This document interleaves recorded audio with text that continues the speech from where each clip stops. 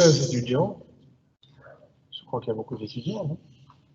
Chers étudiants, chers amis, chers collègues, je suis particulièrement heureux, autant certainement que les responsables des salles de spectacle, des théâtres, des cinémas, des professeurs, de leurs élèves.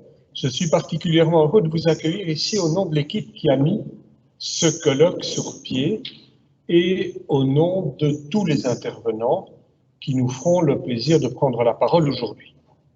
Et je vous souhaite, à la place de Marc Premont, qui devait vous accueillir, une fructueuse journée sur ce thème, la loi du 24 février 1921 sur les drogues, un centenaire stupéfiant.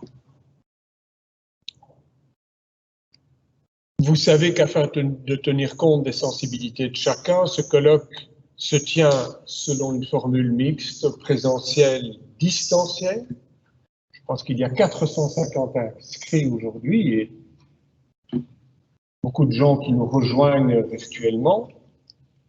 Ce colloque s'organise sous l'égide du GREPEC, c'est-à-dire du groupe de recherche en matière pénale et criminelle de l'Université Saint-Louis-Bruxelles qui nous accueille, et du Centre de recherche en droit pénal de l'Université libre de Bruxelles.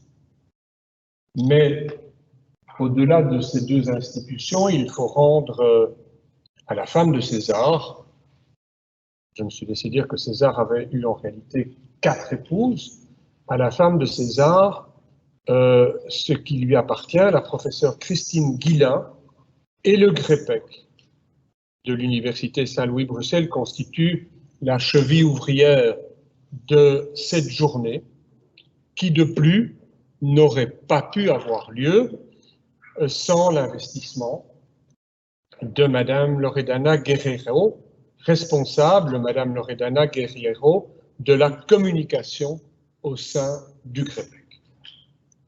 La professeure Olivia Nederland fut également d'une aide efficace dans la préparation de ce cours.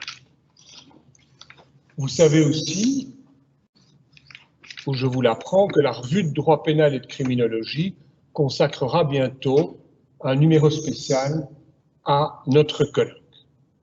Et je veux, au-delà du mot d'accueil que je prononce, remercier aussi les orateurs, les intervenants de cette journée dont le programme, vous l'avez entre les mains avec les noms de chacun que je ne vais pas répéter ici, dont le programme paraît effectivement passionnant. Dans ce programme, on y lit notamment que malgré les débats nombreux, riches, sérieux, récurrents, concernant la dépénalisation de ce secteur, la lutte contre les drogues constitue manifestement encore aujourd'hui une priorité politique criminelle. Une priorité qui a toujours alimenté, qui continue à alimenter, comme nous le verrons, tous les échelons de la chaîne pénale. Mieux encore, nous dit le programme, ou pire encore, je ne sais pas comment il faut le dire, alors que le nombre total d'infractions, tout contentieux confondus, constatés par la police diminuerait, nous entendrons le parquet tout à l'heure, diminuerait. Depuis l'an 2000, les infractions en matière de drogue connaîtraient une augmentation pour passer de 5% en l'an 2000 à 7% à l'ensemble des faits enregistrés en 2018 par la police. Là aussi, confronté à ces chiffres un peu bruts, nous verrons comment les interprète le représentant du procureur du roi de Bruxelles, qui nous fera le plaisir de prendre la parole tout à l'heure. Je me suis toujours demandé, je me demande encore aujourd'hui, pourquoi cette branche importante du droit pénal spécial, c'est une matière que j'ai en son temps enseignée à l'ULB pour partie, pourquoi cette branche importante du droit pénal spécial poursuit-elle apparemment depuis toujours, je me souviens personnellement de ma pratique d'avocat il y a 45 ans, pourquoi poursuit-elle depuis toujours son même petit bonhomme de chemin? Elle est pourtant, cette branche du droit pénal spécial, à mes yeux, l'une des branches, sinon la branche du droit pénal la plus interrogée, la plus réfléchie, souvent d'ailleurs reconstruite, voire même fondamentalement contestée par la doctrine. Pourquoi ce même petit bonhomme de chemin? Une manière d'y répondre, je pense que les organisateurs se sont dit la même chose que moi, une manière d'y répondre serait sans doute aujourd'hui de refaire une visite approfondie des différents maillons de la chaîne pénale et de se demander qui, comment, pourquoi, au sein de l'appareil pénal, qui, comment incrimine-t-on, poursuit-on, condamne-t-on éventuellement les différents délinquants, souvent fort différents, en cette matière. Alors voilà comment se déroulera votre journée. La matinée sera consacrée à la visite de ces différents maillons, de ces différents échelons de cette chaîne pénale. Sous le contrôle de Madame la professeure Olivia Nederland, nous allons réaliser une photographie réaliste de la manière dont cette législation est aujourd'hui appliquée.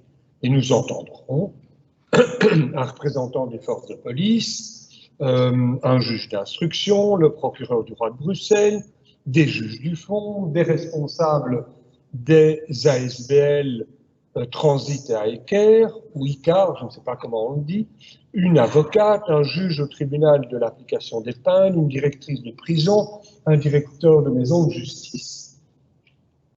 La matinée s'achèvera par un débat avec la salle réelle et la salle virtuelle. La pause de midi se déroulera de 13 à 14. Notre après-midi sera supervisé par Stéphane Leclerc, le directeur de la FEDITO Bruxelles. Et l'après-midi, nous visiterons des problématiques plus spécifiques de cette matière. Prendront successivement la parole à partir de 14 heures, notamment un avocat spécialisé en la matière, un enseignant universitaire, un responsable de ce que les Suisses appellent une salle d'injection, des responsables des ASBL, Transit, Eurotox, Modus Vivendi. Quelles sont ces problématiques plus spécifiques à la matière dont nous vous proposerons de parler? C'est dans votre programme, mais je vous les rappelle très brièvement. Le statut du cannabis en droit international et en droit de l'Union européenne, les salles de consommation à moindre risque, les salles d'injection dont je vous parlais, l'autoculture du cannabis, l'usage de drogue en période de Covid-19. Après un dernier débat avec vous, nous serons alors très attentifs, je lui ai dit un mot tout à l'heure, nous serons très attentifs aux conclusions du professeur Dan Kamiński qui, entre autres, nous livrera peut-être, parce que c'est, et vous l'aurez compris à mon introduction, un mystère en ce qui me concerne, le professeur Dan Kamiński nous livrera peut-être les secrets de cette longévité de la centenaire stupéfiante dont nous fêtons aujourd'hui à notre manière l'anniversaire, la loi du 24 février 1921. Je vous souhaite encore une fois une journée passionnante et à nouveau, je remercie tous ceux et toutes celles qui nous permettent de vous la proposer. Si j'ai bien lu le programme, mesdames les professeurs Guillain et Nederland, c'est maintenant à vous, chacune dans votre rôle, d'entamer la matinée.